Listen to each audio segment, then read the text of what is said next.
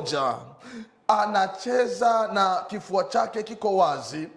Nikashangaa, mbona ni msichana, dada umri wa kati, lakini kifua chake hakina matiti.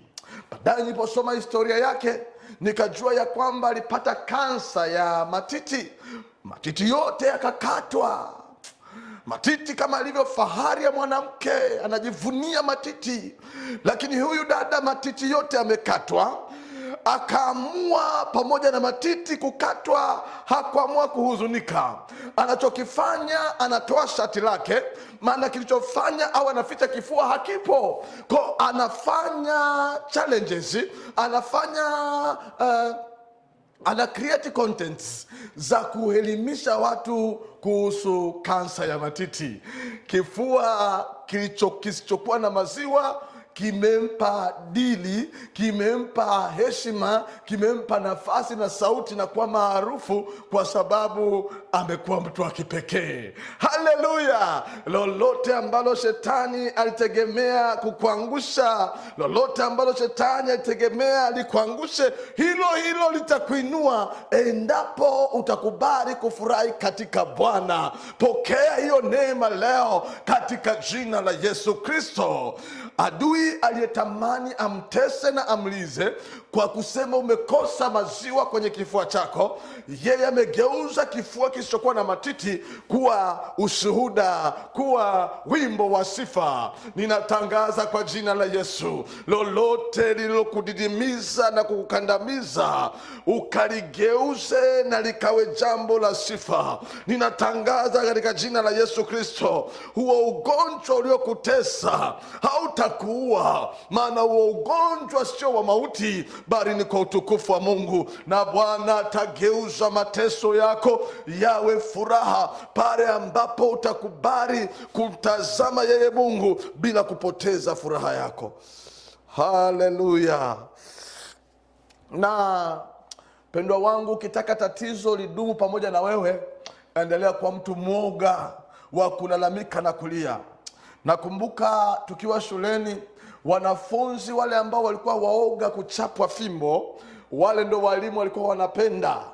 Maana akikinga mkono hivi, akichapwa atashika mpaka hivi, atafanya hivi, atalia, atafanya hivi, mwalimu anamwambia bado.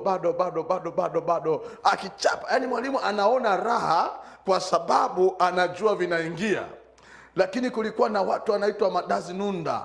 Huyu mtu akichapwa fimbo anaganda mkono namna hii. Mwalimu anachapa kama anachapa mti, mpaka mwenyewe anamsukuma na mguu, anaambia we ondoka hapa.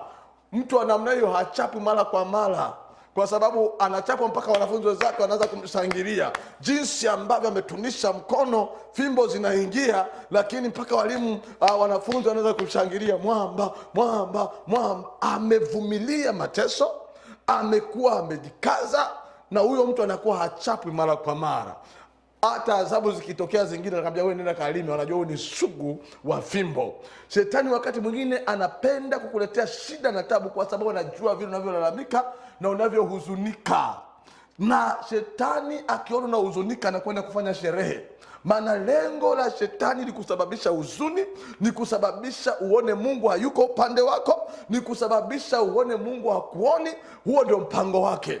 Kwa pale anapokuwa amesababisha dhahama na zari na mambo mabaya, lakini anaona unaendelea kuwa na imani, wewe unakuwa sio mtu rafiki kwake kukuletea majaribu, sio rafiki kwake kukuletea tabu, kwa sababu anaona hakuna chochote kinachokutikisa.